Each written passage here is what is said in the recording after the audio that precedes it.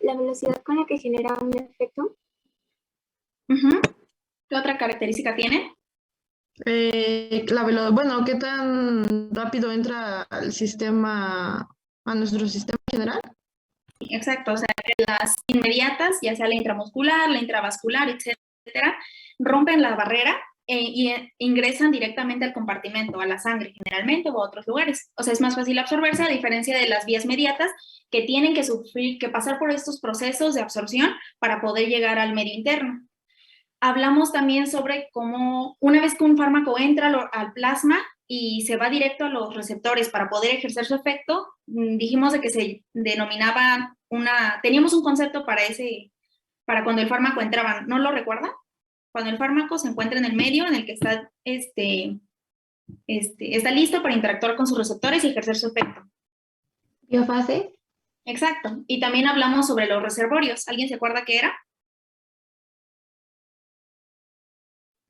¿No es la acumulación del fármaco en diferentes tejidos? Exacto, sí. También hablamos acerca de los procesos por los que un fármaco se puede absorber, que era la difusión pasiva, la difusión facilitada, el transporte activo y la endocitosis. ¿Cuál es el más común en los fármacos? Difusión pasiva. Exacto. Y por último hablamos que una de las características que tenían los fármacos que eran administrados por vía oral es que se exponían al hígado y podían metabolizarse antes de alcanzar el resto del cuerpo. ¿Cuál era la definición para eso? Esa característica que sufren esos fármacos. Efecto de primer paso. Exacto. Y aquellos que llegan al hígado se supone que para metabolizarse, pero en vez de metabolizarse se pasan a la vía biliar y vuelven a ejercer su efecto, ¿cómo se le llama? Recirculación enterohepática. Muy bien. Entonces, más o menos es lo que vimos en la primera clase para repasar un poquito. Ahora vamos a ver lo que es el tema de distribución. ¿Quién me pueda decir la definición de distribución?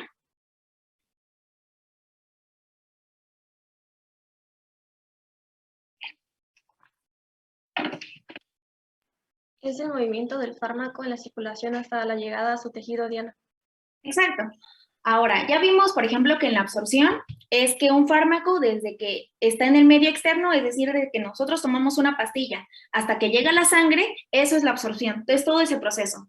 Y ahora vamos a ver distribución, es decir, desde que un fármaco ya está en la sangre, que llegue al tejido, ya sea para ejercer su efecto o para posteriormente irse al hígado para metabolizarse y excretarse. Entonces, pues como decía su compañera, es el transporte del fármaco por el compartimiento sanguíneo hasta los tejidos, o sea, es todo ese paso. ¿Y cómo se transportan estos fármacos? A través de la sangre. ¿Cómo se transportan estos fármacos en la sangre? A través de principalmente dos opciones. Pueden ser libres en plasma o unidos a proteínas. ¿Alguien sabe cuál es la proteína más abundante que tenemos en el sistema circulatorio? Albúmina. Sí, muy bien. Entonces, para que entiendan un poquito esto, para que se les haga un poco más fácil, imagínense que la sangre o el sistema circulatorio es una carretera. Tenemos una carretera y las proteínas son como los coches o son los camiones que van a transportar un fármaco, porque esa es la función de las proteínas, transportar un fármaco y almacenarlo. Y una vez que están libres en el plasma, es el momento en el que esos fármacos pueden difundir a los tejidos y pueden ejercer sus efectos, pueden metabolizarse y posteriormente excretarse.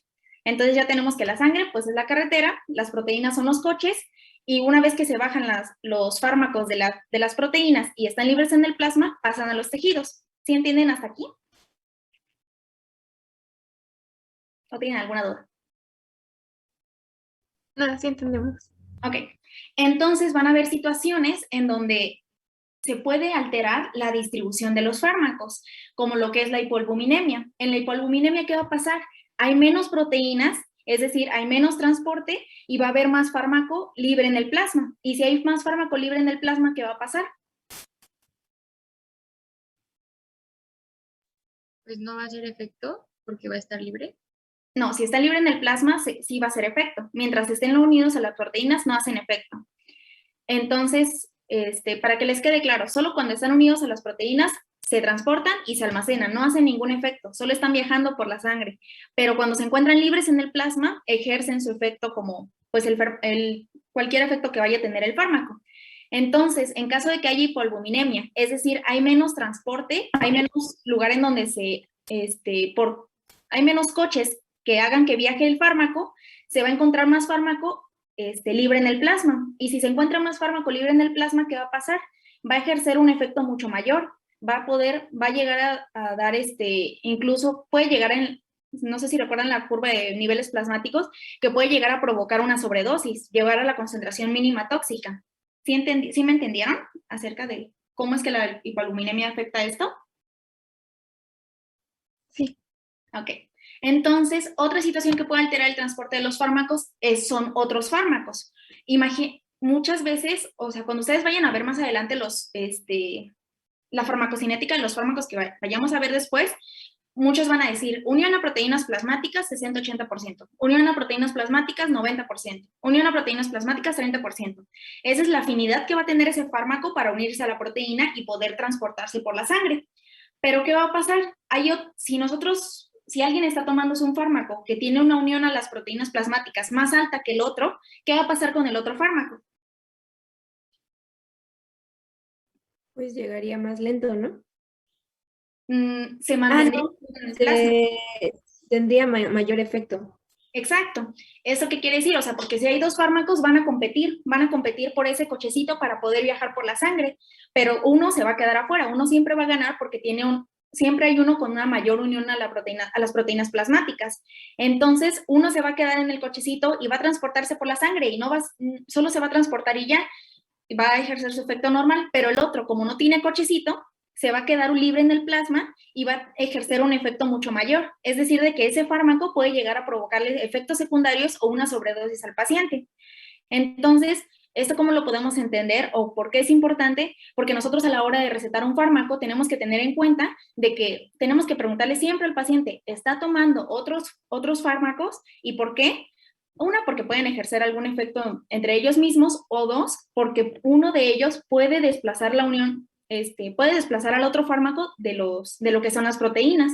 Y si nosotros le administramos otro fármaco al paciente, le podemos provocar una sobredosis. Y pues si le provocamos una sobredosis, luego nos vamos a estar preguntando por qué pasó, y es porque lo desplazamos de lo que es las proteínas y hay más fármacos libres en plasma. ¿Sí me entendieron?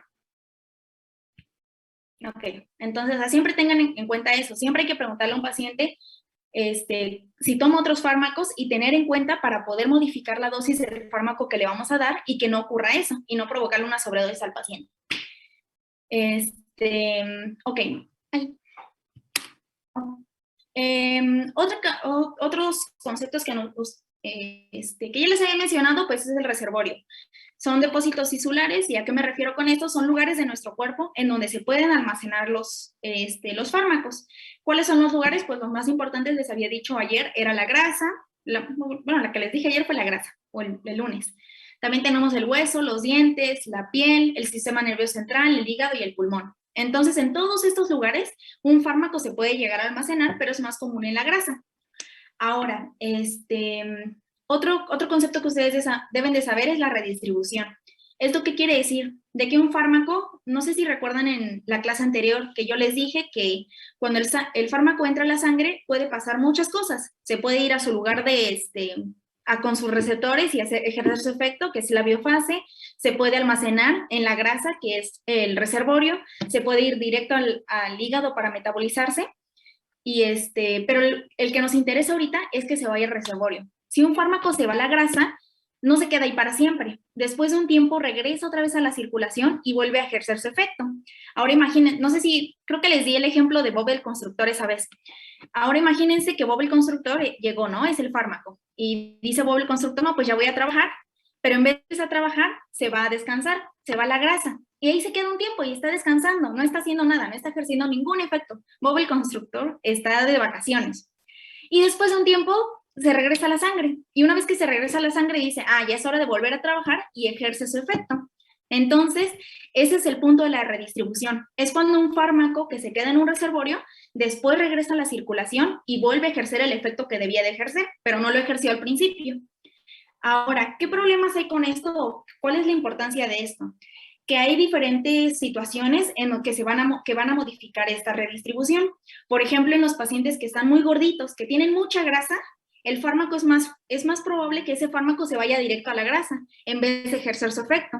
Entonces, si un paciente, no sé, tiene fiebre y nosotros le damos tal vez una pastilla para la fiebre, no le haga efecto. ¿Y por qué no le va a hacer efecto? Porque se fue directo al reservorio.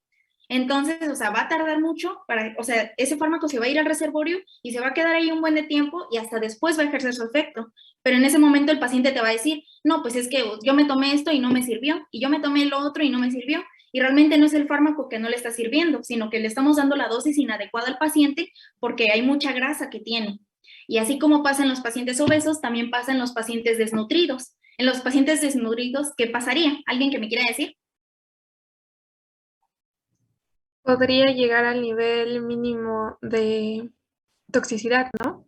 Exacto. Como no hay grasa para que un fármaco para que cierta cantidad del fármaco se pueda almacenar ahí, todo se va a ir directo al torrente sanguíneo y todo se va a ir a los receptores y va a ejercer su efecto. Entonces, tal vez si para un paciente que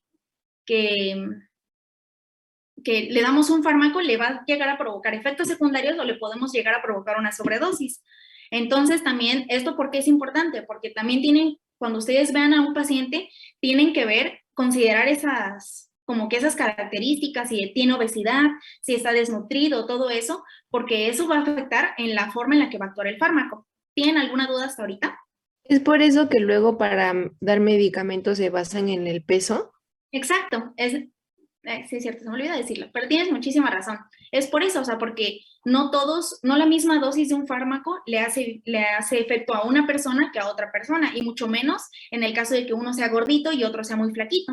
Entonces es muy importante que ustedes tengan eso en cuenta a la hora de recetar un fármaco. Bueno, también otra característica que tienen en la distribución son las barreras. ¿A qué me refiero con barreras? Pues van a ser limitantes de los compartimentos, es decir, con barrera, ¿a qué me refiero? Al sistema nervioso central, a la placenta, al ojo, al testículo. Van a haber ciertos fármacos que sí atraviesan ese tipo de barreras. Por ejemplo, ¿alguno de ustedes se marea a la hora de viajar? ¿Y qué toman? ¿O toman algo para no marearse? Dramamine. Sí, una Dramamine, ¿no? ¿Y les da sueño? Muchísimo. Sí. ¿Y esto por qué? Es porque este fármaco atraviesa la barrera hematoencefálica y por eso es que les da el sueño, tiene ese efecto depresor. Entonces van a haber fármacos que luego los van a ver después que dicen, no, pues es fármaco de primera generación, y esos de primera generación atraviesan el sistema nervioso central. Hay otros que te van a decir fármacos de segunda generación y esos no lo atraviesan. Entonces es algo que ustedes deben de tener en cuenta cuando estén leyendo los fármacos que posteriormente vamos a ver. Hasta ahorita, ¿alguno de ustedes tiene alguna duda? No, creo que vamos bien. Bueno, ahora vamos a ver lo que es cinética de distribución. Para esto tenemos que hablar un poquito más sobre los compartimentos. Ay, perdón, está ladrando mi perro. Tenemos que hablar sobre los compartimentos. ¿Y esto qué son? Son conjuntos de estructuras a las que un fármaco accede y se distribuye. Por ejemplo, un compartimento sería la sangre, otro compartimento serían los huesos, otro compartimento serían los ligamentos. Todos esos son compartimentos, o sea, son estructuras a las que un fármaco llega. Ay, esperen, voy a ir a callar a mi perrito.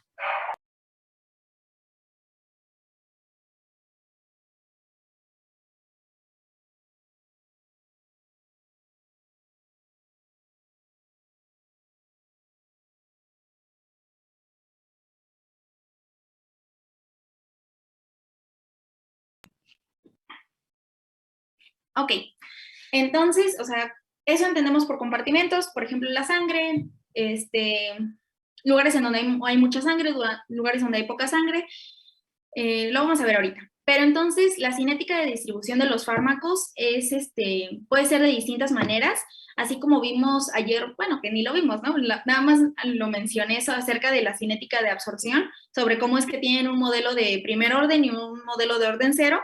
También ocurre con la cinética de distribución. Pero en este caso es por compartimentos. ¿Esto qué quiere decir? Por ejemplo, tenemos al modelo monocompartimental. Y con el modelo monocompartimental a que nos referimos son lugares en donde hay muchísima sangre o donde hay muchísimo flujo sanguíneo. ¿Y cuáles son estos? Pues el riñón, el corazón, el hígado, el pulmón, etcétera, ¿no? Entonces, la distribución de estos fármacos con este modelo monocompartimental va a ser muy rápida y uniforme por todo el organismo. Esta, pues, es como que el modelo ideal que se debería utilizar, y realmente solo se ocupa este modelo o se aplica este modelo cuando nosotros estamos directamente aplicándole por vía intravenosa un medicamento a un paciente. Entonces, en esas situaciones se ocupa el modelo monocompartimental. Pero el modelo más usado es el modelo bicompartimental. ¿Esto qué quiere decir? También se le llama modelo superficial o algo así, no recuerdo cómo se llamaba. Periférico. Superficial. Sí, exacto. Periférico superficial o bicompartimental. ¿Eso qué quiere decir? Que primero se va al compartimento central, es decir, a la sangre o a los lugares en donde hay mucho más flujo sanguíneo, y después se va al sistema, a zonas periféricas. Y con zonas periféricas me refiero a zonas en donde hay menos flujo sanguíneo, como son lo que es la grasa, el músculo, la piel o el hueso. Entonces, este es el modelo como que más usado por los fármacos, pero el monocompartimental sería el ideal, de que literalmente entren a la sangre y ahí se queden y hagan su efecto y ya. También tenemos el modelo tricompartimental. Este modelo pues casi no, pues ya es, son zonas en donde ya hay menos flujo sanguíneo, o sea, hay menos flujo sanguíneo que en la grasa. Entre ellos, ¿cuáles van a ser? Son los ligamentos, y estos efectos del medicamento van a tardar muchísimo más en aparecer en estas zonas y van a tardar muchísimo más en desaparecer. ¿Ok? ¿Tienen alguna duda de este modelo? ¿De estos modelos? Entonces, por ejemplo, si tú necesitas aplicar, o bueno, necesitas dar un medicamento, no sé, para el ligamento, o para a lo mejor cuando las rodillas, ¿no? Cuando se les va el ligamento cruzado o algo así, pues esos medicamentos tardan más en hacer efecto. Exacto, a menos que los apliques directo. De hecho, hay una vía de administración que es la vía intraarticular. El doctor Humberto, no sé si ya vieron esto, pero que dice que es fácil. La verdad no sé cómo lo harías, pero dice que es muy fácil. O sea, literalmente los tienes que aplicar directo ahí para que hagan su efecto mucho más rápido, porque por estos modelos van a tardar, o sea, si lo aplicas de otra manera, tardarían mucho en llegar a lo que son los ligamentos o a las articulaciones. Por eso es que puedes aplicar los vías intraarticulares, pero no sé cómo lo harías, la verdad. Ok, muchas gracias. Sí, pero sí, en estas situaciones sí tienes que aplicarlo directo en el lugar, porque si no va a tardar mucho en aparecer el efecto. De ahí seguimos con lo que es el metabolismo. ¿Alguien que me quiere decir qué es el metabolismo?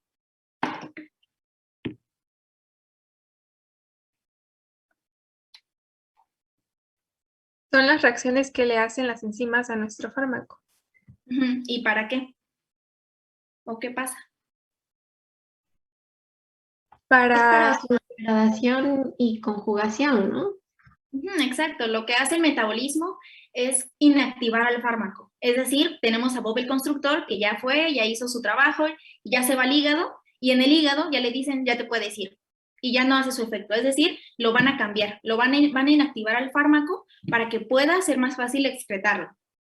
Entonces, no pasa la diapositiva. Ok, entonces, ¿el metabolismo qué es? Es la transformación bioquímica de un fármaco para que se pueda excretar.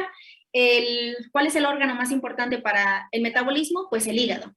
¿Y cuáles son como que las dos? ¿Qué es lo que puede pasar cuando llega al hígado un fármaco? Una, lo puede inactivar. O sea, es decir, de que si llega, como les mencioné ahorita, todos los diversos, lo de las fases 1, la conjugación, lo de glucuronización, todo eso, inactiven el fármaco y ya no te va a servir. Es decir, pasa al hígado, se inactiva y ya. Pero puede que en otras ocasiones se creen metabolitos activos, es decir, que todos estos procesos que se hacen en el hígado van a hacer que el fármaco original ya no sirva, pero va a tener como hijitos, por así decirlo, que son metabolitos que van a tener la misma función del fármaco. Y estos metabolitos que van a hacer van a prolongar el efecto del fármaco y pueden llegar a provocar un efecto tóxico. Igual también cuando vean los fármacos más adelante, siempre les van a decir, no, pues tiene metabolitos activos, no tiene metabolitos activos, y así ustedes se van a dar cuenta de que si tiene metabolitos activos, el fármaco tal vez dure un poco más de lo que debería de durar. Por ejemplo, si un fármaco te dice, no, pues dura unas 4 o 6 horas, con los metabolitos activos puede durar hasta 8 horas, es decir, va a alargar el tiempo de acción de los fármacos. Hay otra característica que tienen, bueno, ahorita no recuerdo qué fármacos son, pero hay algunos que nosotros los administramos o los ingerimos como compuestos inactivos, es decir, que están apagados. Y una vez que pasan al hígado para metabolizarse, se activan y en ese momento es cuando empiezan a ejercer su efecto o todo lo que tenga que hacer ese fármaco. Entonces, también para que tengan en cuenta que así también hay una forma de administrar fármacos. ¿Qué otra cosa? Bueno, eso de las fases realmente no es importante. O sea, lo importante es que sepan de que, pues, ¿para qué sirve el metabolismo? ¿Para inactivar un fármaco o para crear metabolitos activos? Nada más. Ahora, ¿cómo se hace esto? Como lo dijo su compañera Lili, a través de un sistema microsomal. Es decir, son enzimas que se van a encargar de inactivar o de crear metabolitos en estos fármacos. ¿Y cuál es el sistema enzimático? El citocromo P450. Esto es muy importante que ustedes se lo sepan. Entonces, este sistema enzimático pues se encarga de muchísimas enzimas que se encargan de degradar o de seguir todos esos procesos que tal vez vean con sus doctores para llegar al metabolismo. ¿Cuáles son las enzimas más importantes que también se deben de saber? CYP2D6 y CYP3A4. Y en el caso de los fetos, CYP3A7. Pero pues las más importantes es 2D6 y 3A4. Entonces, eso es como que lo más importante que ustedes se deben de saber. Que pues el metabolismo es para inactivar o para crear metabolitos activos, ¿a través de qué? Sistemas enzimáticos. Citocromo P450, ¿cuáles son las más importantes? 2D6 y 3A4. ¿Ok? Y así como vimos, también como vimos en la administración, que por ejemplo, si comías, si no comías, si por la forma en la que administrabas un fármaco, todo eso alteraba la absorción, o por ejemplo en la distribución, que si tiene hipoalbuminemia, que si hay otros fármacos, que si está obeso, si está desnutrido, afecta la distribución, también van a haber situaciones que afecten el metabolismo de los fármacos. Y esto ¿cómo va a ser? A través de, por ejemplo, hay personas o hay depende de muchos factores, pero por ejemplo una dieta hiperproteica, es decir, que consuma muchísimas proteínas, aumenta la actividad del citocromo P450. Entonces puede que en una persona que coma muchísimas proteínas, un fármaco le va a durar mucho menos, porque las enzimas van a estar actuando mucho más. ¿Sí me entendieron ahí? O lo repito, no sé si me entendí. Bueno, si me di a entender. Sí, te entendí. Ok, entonces, o sea, para que sepan de que dietas hiperproteicas aumentan la actividad del citocromo P450 y si aumentan la actividad van a aumentar el metabolismo de los fármacos y si aumentan su metabolismo van a disminuir el tiempo de acción de esos fármacos. ¿Qué otras situaciones? Por ejemplo, una dieta hipoproteica, al contrario, que coma muy pocas proteínas, que ingiera muy pocas proteínas, va a disminuir la actividad del citocromo P450, va a disminuir el metabolismo de los fármacos y va a aumentar el tiempo de acción de los fármacos. Entonces también hay que tener en cuenta porque puede afectar el metabolismo se puede afectar el metabolismo en estos pacientes. ¿Qué otras situaciones? Hay también inductores, los van a ver más adelante, que hay ciertos fármacos o hay ciertas comidas que son inductores de CYPs, como que yo recuerdo, no sé si el doctor Humberto ya llegó a esa parte, que hablaba sobre el jugo de el zumo de toronja o algo así, no recuerdan. Pomelo. El zumo de pomelo, que son inductores de CYP. Entonces estos también, al ser inductores de CYP, aumentan el metabolismo de los fármacos y disminuyen su tiempo de acción. Entonces, también para que lo tengan en cuenta que hay situaciones que también alteran el metabolismo. ¿Tienen alguna duda hasta ahorita? Ok. Y por último tenemos a la excreción. O sea, ya pasamos desde que administramos el fármaco, cómo se administra, las distintas maneras, una vez que está en la sangre, cómo se distribuye, que puede ser unido a proteínas, que puede ser libre en plasma, todo lo que lo altera. También una vez que llega al hígado, que se metaboliza, se inactiva o crea metabolitos activos, pero en el caso de que se inactiven, van a pasar al siguiente paso, que es la excreción. ¿Alguien que me quiere decir qué es la excreción?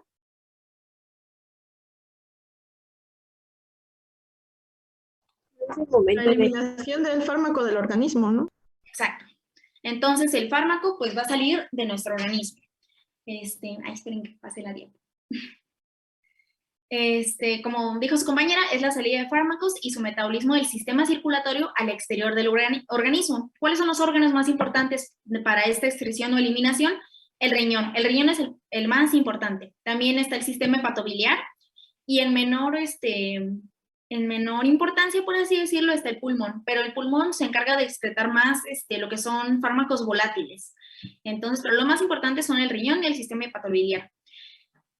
Una característica que tienen los fármacos es que necesitan estar a cierto pH para poder eliminarse. En el caso de que sean ácidos o bases débiles, es más probable que se reabsorban. ¿Esto qué quiere decir? Que si un fármaco o la molécula tiene un pH, no sé, de 7, de 8, en vez de eliminarse, en vez de ir al riñón y decir, ya me voy, se puede volver a reabsorber por el pH que tiene. Y en el caso de los ácidos o las bases fuertes, no se van a reabsorber. Es decir, un ácido, una base que tenga un pH, no sé, de 12, de 13, o que sea muy ácido, es más fácil que se elimine. Esto va a ser muy importante, ahorita se los voy a mencionar. Un concepto que también se deben saber, semivida de eliminación, que más o menos ya hablamos de eso, pero alguien que me lo quiera repetir. El fármaco o la mitad de concentración es eliminada. Ok, entonces semivida de eliminación, que se elimine el 50%, el tiempo en el que tarda en eliminarse el 50% del fármaco. Y también está otro concepto, que es el aclaramiento. ¿Alguien sabe qué es el aclaramiento?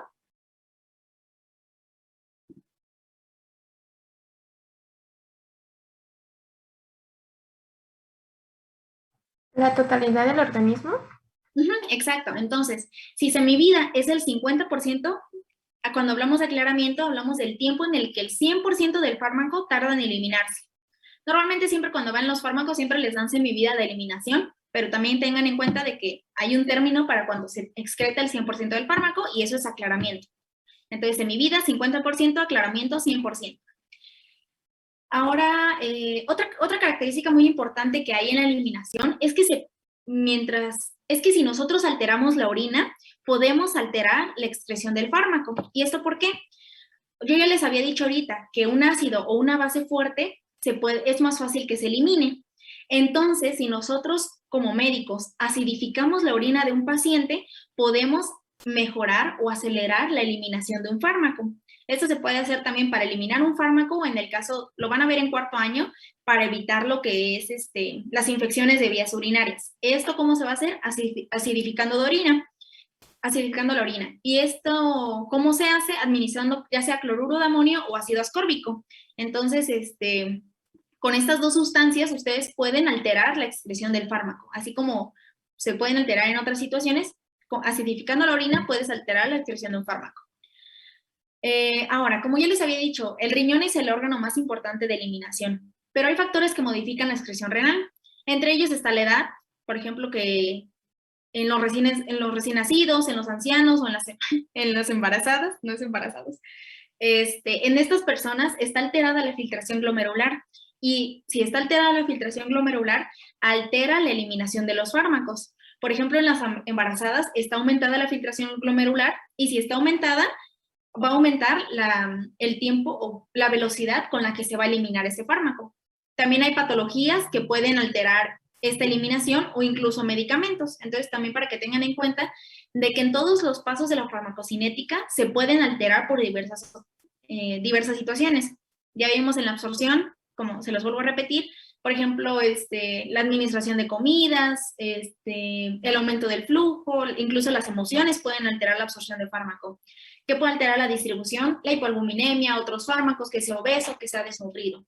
En el metabolismo, ¿qué lo puede alterar? Diversas comidas incluso pueden alterar el metabolismo del fármaco. Y estos factores que ven en la diapositiva son los que pueden alterar la excreción de un fármaco. Y ya con eso terminaríamos lo que es el tema de farmacocinética. ¿Alguno de ustedes tienen alguna duda? ¿Qué medicamentos dijiste que eran para acidificar la orina? No medicamentos, pero son sustancias como el cloruro de amonio o el ácido ascórbico. O sea, incluso con decirle al paciente que tome zumo de naranja, o sea, un jugo de naranja puede acidificar la orina. Entonces, o sea, ese es como que el más utilizado o el que me había dicho un doctor de gine. Pero con estas sustancias ustedes pueden acidificar la orina con decirle que tome zumo de naranja, de toronja, etcétera. Acidificas la orina y aumentas la eliminación del fármaco. La velocidad de eliminación del fármaco. Gracias. ¿Tienen alguna otra duda?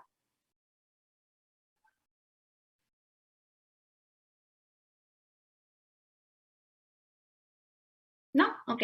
Entonces creo que nos veremos entonces el lunes con el siguiente tema es farmacodinamia. Hasta ahorita, ¿qué les ha parecido la clase? No sé si quieran que se cambie algo o algo. No sé. Comentarios. Me encantan los ejemplos, se me queda más fácil así. Ok, o sea, si tienen algún problema o alguna duda, pues díganme o me pueden mandar mensaje y ya pues voy a intentar explicárselos porque pues realmente lo que les doy es un resumen. Entonces, si tienen alguna duda,